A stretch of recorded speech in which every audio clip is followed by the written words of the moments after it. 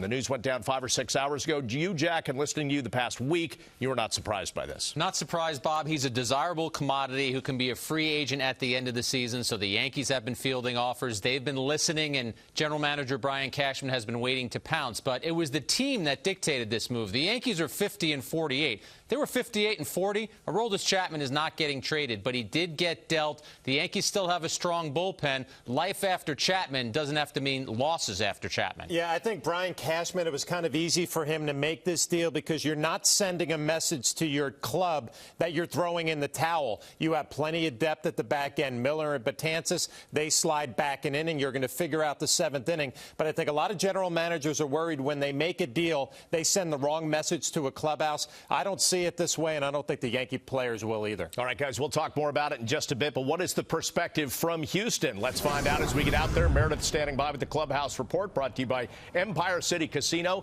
Let's play. I know a few hours ago you tweeted that Aroldis Chapman was packing his stuff and saying his goodbye to his Yankees teammates. What's the latest feeling there about Chapman being traded?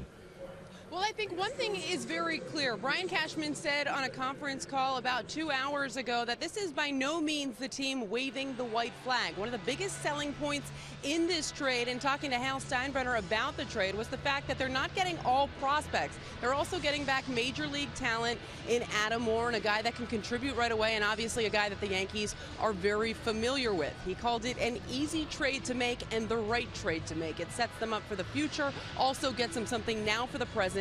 He felt as though that bullpen was an area where they had a little bit of excess and they could go out there and bring back a good return. Now, as far as Aroldis Chapman is concerned, I spoke with him earlier today, and he told me during that conversation what he initially thought when he had found out he had been traded to the Cubs.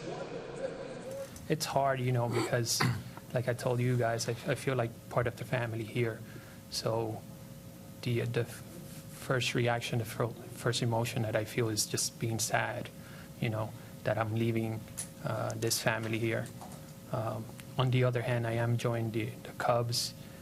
They have a really good team, and in a way, it's exciting to join them because they have a good chance to make the World Series, and that could be something special. They haven't won one in many, many years, so to be part of that could be something very special for me. And here's a look at how that trade exactly broke down. The Cubs, of course, acquired just Aroldis Chapman, and in return they get Gleyber Torres, Adam Warren, Billy McKinney, and Rashad Crawford.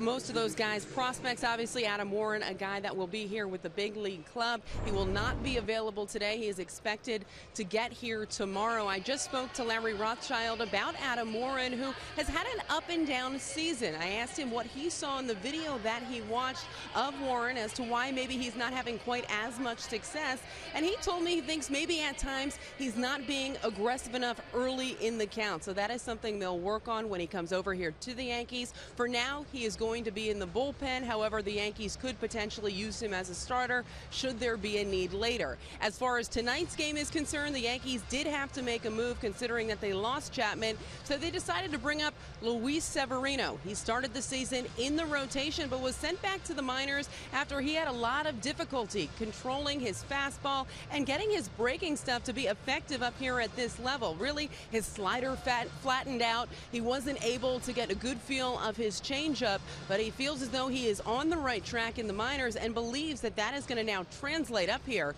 to the big league level.